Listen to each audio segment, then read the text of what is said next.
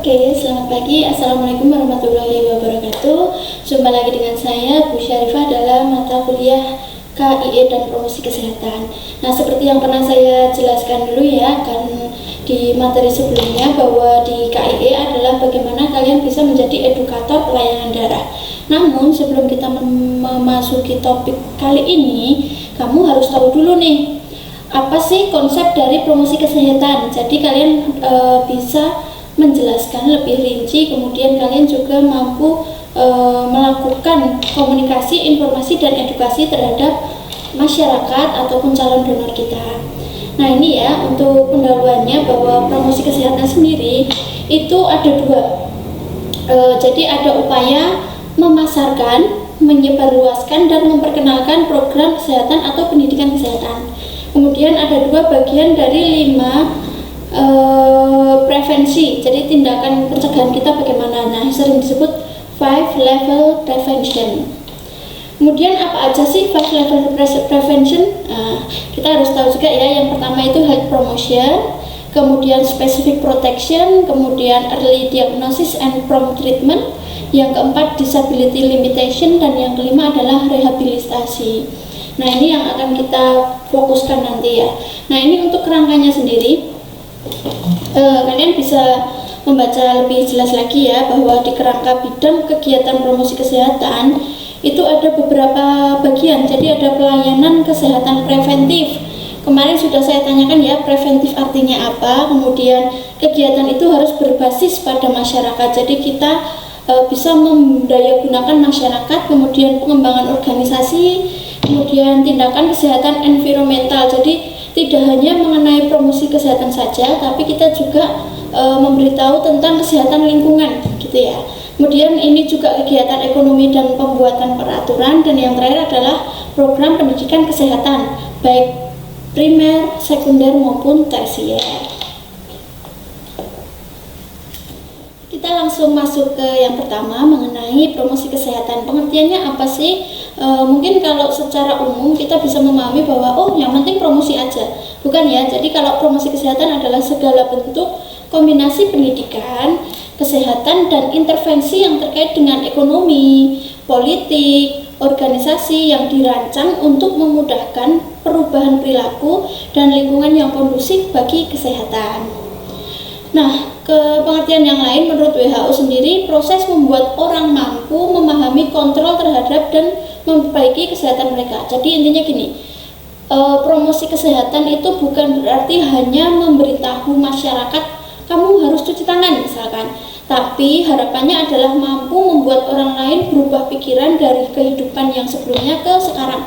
Misalkan ya, saat ini di era COVID-19, kalian sendiri sudah tahu bahwa COVID itu lebih banyak ke area promosi kesehatan. Karena kenapa? Kekebalan tubuh, kemudian kedisiplinan kita untuk cuci tangan itu akan mempengaruhi, ya kan? Nah, mengubah perilaku orang yang sebelumnya mungkin tidak selalu cuci tangan menjadi setiap melaksanakan apapun harus cuci sebelum dan sesudahnya. Nah, itu kan sesuatu yang berat, karena apa? Ini berhubungan dengan perilaku. Nah, ini ya, secara garis besar dari Piagam Ottawa sendiri memberitahu bahwa proses untuk meningkatkan kemampuan orang dalam mengendalikan dan meningkatkan kesehatannya. Untuk mencapai kesehatan masyarakat, seseorang atau kelompok harus mengidentifikasi dulu. Jadi menyadari aspirasi, kemudian dapat memenuhi kebutuhan dan merubah serta mengendalikan lingkungan. Nah, promosi kesehatan sendiri merupakan program yang dirancang untuk memberikan perubahan terhadap manusia, organisasi, lingkungan, dan masyarakat. Ini ya. Jadi ini model dari Dowie et al. Itu ada health education, itu akan mempengaruhi bagaimana health protection, bagaimana kita memproteksi dan menjadi salah satu tindakan prevention. Prevention itu apa? Kemarin sudah banyak yang jawab ya, benar ya. Jadi mencegah lebih baik daripada mengobati. Ya, jadi untuk visi misi kesehatan sendiri ada banyak. Ini yang lama itu ada meningkatkan memelihara kemampuan masyarakat untuk memelihara dan meningkatkan derajat kesehatannya, baik fisik, mental, dan sosial, sehingga produktif secara ekonomi maupun sosial. Nah, ini ya. Jadi 4 kata kunci dari visi promosi kesehatan sendiri. Yang pertama, willingness adalah mau, kemudian yang kedua ability atau mampu, yang ketiga memelihara kesehatan, mau dan mampu mencegah penyakit, melindungi diri sendiri, mencari pertolongan pengobatan yang profesional bila sakit. Lalu yang keempat meningkatkan kesehatan dan mau mampu mencegah penyakit, kesehatan jadi harus ditingkatkan. Untuk misinya sendiri ada 3 secara advokat atau advokasi, yaitu ditujukan kepada pengambil keputusan atau pembuat kebijakan. Jadi maksudnya di sini seseorang yang melakukan promosi kesehatan itu bisa dengan berbagai cara. Salah satunya adalah memberikan hasil riset maupun studi kita, kemudian hasilnya menjadi saran untuk pemerintah. Misalkan, oh ternyata hasil penelitian dari COVID itu adalah harus menjaga imun tubuh dan cuci tangan itu termasuk salah satunya. Nah itu kita sarannya kita kirim ke atasan, ke pengambil keputusan, akhirnya dibuat kebijakan bahwa wajib cuci tangan dan memakai masker misalkan, kalau tidak didenda. Itu adalah salah satu secara misi, secara advokat. Kemudian yang kedua menjembatani. Jadi maksudnya adalah menjalin kemitraan dari berbagai program dan sektor yang terkait kesehatan. Jadi menjembatani satu tempat dengan tempat yang lain agar promosi kesehatan itu bisa dicapai. Kemudian yang ketiga memampukan atau enable agar masyarakat mampu memelihara dan meningkatkan kesehatan secara mandiri. Nah untuk strateginya sendiri itu ada 3. Yang pertama advokasi, kemudian dukungan sosial dan pemberdayaan masyarakat. Nah untuk strategi promosi kesehatan menurut Piagam Ottawa sendiri ada 5 ya. Kebijakan berwawasan kesehatan, lingkungan yang mendukung, reorientasi pelayanan kesehatan, keterampilan individu dan gerakan masyarakat. Jadi di promosi kesehatan sendiri tidak mampu kalau hanya dilakukan oleh satu orang atau satu kelompok manusia. Karena kenapa? Kita butuh bantuan antar wilayah, antar tempat agar kesehatan ini bisa dicapai. Nah ini ya, untuk sasaran promosi kesehatan sendiri ada 3. Yang pertama sasaran primer. Nah untuk sasaran primer sendiri adalah sesuai misi pemberdayaan, contohnya kepala keluarga, ibu hamil, ibu menyusui, anak sekolah, remaja, itu adalah sasaran primer atau utama yang ingin dirubah perilakunya. Kemudian sasaran sekunder adalah misinya karena kita menginginkan dukungan sosial, contohnya tokoh masyarakat, tokoh adat, tokoh agama. Misalkan ya ini, kenapa dibutuhkan tokoh adat misalkan? Kalau sederhananya mungkin berkaitan dengan kebiasaan masyarakat. Contoh yang mudah itu KB. Tidak semua orang percaya KB dan merasa itu melanggar agama misalkan. Maka tokoh agama dilibatkan agar bisa masuk ke masyarakat yang memiliki paham tersebut. Ataupun ke tokoh-tokoh masyarakat misalkan tingkat RT RW, mereka yang bertugas untuk misalkan sekarang ada programnya Jogotongo ya, dimana kita bisa rutin memakai masker walaupun keluar dari rumah, walaupun hanya di depan rumah. Nah itu kita butuh melibatkan sasaran sekunder ini. Kemudian yang ketiga sasaran tersier itu sesuai misi advokasi tadi ya, jadi kita butuh bantuan dari pembuat kebijakan. Contohnya itu tadi kewajiban memakai masker, kalau tidak didenda. Itu salah satu sasaran promosi kesehatan di bidang sasaran tersiernya. Sampai sini ada yang mau ditanyakan? Jangan lupa ya kalian subscribe dan like, kemudian komen sebagai bukti kehadiran kalian. Kemudian kita sekarang ke ruang lingkup promosi kesehatan. Jadi ruang lingkupnya itu ada 2, satu ilmu perilaku dan yang kedua ilmu-ilmu yang diperlukan. Karena promosi kesehatan itu intinya adalah merubah perilaku orang dari sebelum sampai dia tahu apa yang harus dia ubah untuk kepentingannya sendiri. Nah itu yang mungkin agak susah ya. Nah untuk ruang lingkupnya ada 2, jadi dimensi aspek sasaran pelayanan kesehatan, yang kedua dimensi tempat pelaksanaan promosi kesehatan dan tatanan atau setting. Nah ini kemarin yang sempat saya tanyakan mengenai dimensi aspek sasaran pelayanan kesehatan ada 4, promotif, preventif, kuratif, rehabilitatif. Apa sih bedanya? Ada yang tahu? Nah, kemarin kayaknya sudah mulai searching-searching ya. Jadi kalau tingkat promotif adalah sasarannya itu orang yang sehat. Fungsinya apa? agar mereka mampu meningkatkan kesehatannya dan tidak terkena. Jadi intinya memberikan pendidikan agar mereka tahu sehingga mereka bisa mengubah perilakunya gitu ya. Jadi itu dipromotif, contohnya mungkin dari baliho-baliho, itu tindakan promotif agar orang jadi tahu. Kemudian yang kedua ada promosi kesehatan pada tingkat preventif. Nah, preventif sendiri kan pencegahan. Pencegahan itu apa sih? Nah, ini sasarannya adalah kelompok orang sehat dan kelompok yang beresiko tinggi.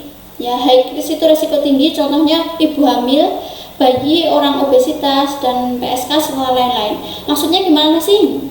Jadi kalau promotif itu kan kita memberitahu ya, biar dia paham, jadi dia menjaga kesehatannya. Nah, tapi kalau preventif adalah dia orang yang bisa beresiko terkena penyakit tersebut, sehingga kita akan memberikan proteksi atau pencegahan, tindakan pencegahan. Contohnya, bayi kita beri imunisasi sampai usia 9 bulan. Itu salah satu tindakan preventif. Karena kenapa? Karena selama ini misalkan polio itu angkanya tinggi, akhirnya pada saatnya dia diimunisasi. Dan contohnya lagi PSK. PSK itu kan resiko tinggi terkena HIV/AIDS, makanya mereka tiap bulan ada pemeriksaan HCV untuk mengetahui apakah mereka terkena HIV atau tidak. Itu salah satu contoh juga. Jadi sebelum menularkan kita cegah dengan cara preventif seperti itu. Kemudian pada ibu hamil ataupun pada orang yang akan menikah itu kan ada suntik dulu untuk imunisasi atau untuk kekebalan. Nah, itu tindakan preventif. Selanjutnya tindakan kuratif. Tadi promotif itu memberitahu, preventif adalah pencegahan, dan yang ketiga kuratif. Nah, kuratif sendiri adalah sasarannya orang yang sudah terkena penyakit. Untuk artinya sendiri kuratif adalah pengobatan ya. Jadi jangan sampai tertukar-tukar. Jadi kalau aspek kuratif adalah aspek pengobatan orang-orang yang sakit agar tidak bertambah parah. Jadi di sini untuk sasarannya para penderita penyakit, utamanya penyakit yang kronis. Nah, tujuannya kenapa? Mencegah penyakit itu semakin parah. Harapannya adalah jangan sampai semakin parah ataupun dapat menyebabkan meninggal dunia. Itu ya. Jadi kalau aspek kuratif itu bisa dari perawat, dokter, seperti itu. Kemudian yang terakhir, promosi kesehatan pada tingkat rehabilitatif. Nah, untuk rehabilitatif sendiri itu para penderita yang sakit itu sudah sembuh dan dibutuhkan untuk recovery agar dia dapat kembali dalam kondisi yang paling maksimal dari dirinya, gitu ya. Jadi mengurangi kecacatan seminimal mungkin, gitu. Jadi itu di aspek rehabilitatif.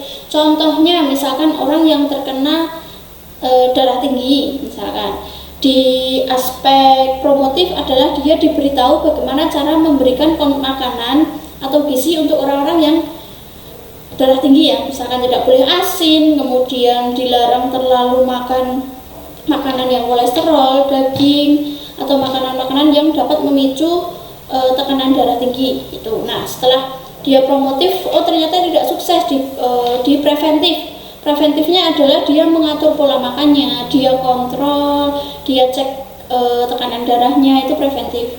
Nah, kemudian setelah itu misalkan dia sakit stroke, nah biar tidak meninggal dunia atau mengalami kecacatan, dia di kuratif ya aspeknya, itu pengobatan. Jadi melakukan pengobatan, kemudian akhirnya dia stroke. Nah, di aspek rehabilitatif adalah aspek dia memperbaiki lagi agar dia kembali ke semula, misalkan stroke-nya ringan. Nah, itu dia ada rehabilitatif agar bisa misalkan sebelumnya tidak bisa berjalan jadi bisa berjalan, gitu ya. Jadi 4 aspek ini penting, akan sering keluar, jadi kalian harus paham, gitu. Jadi 4 aspek tadi, promotif, preventif, kuratif, dan rehabilitatif. Nah, ini ya untuk tatanan pelaksanaan promosi kesehatan. Di tatanan atau setting itu ada RT, sekolah, tempat kerja, tempat umum, institusi pelayanan kesehatan. Ini sendiri-sendiri karena di tiap tempat pasti akan memiliki contoh-contoh yang berbeda. Misalkan kayak di sekolah, pasti orientasi kita tentang apa? Cara hidup bersih dan sehat, PHBS. Kemudian bagaimana menjadi dokter kecil, pelaksanaan di UKS, kemudian penanganan bencana itu juga masuk ke settingan di sekolah. Nah, ini untuk tiap tempat kerja sendiri ada berbagai macam. Sampai sini, nanti selanjutnya bisa sambil dibaca-baca. Nanti saya akan memberikan tugas, silahkan dikerjakan ya. Sampai jumpa di YouTube saya yang selanjutnya. Sekian, wassalamualaikum warahmatullahi wabarakatuh.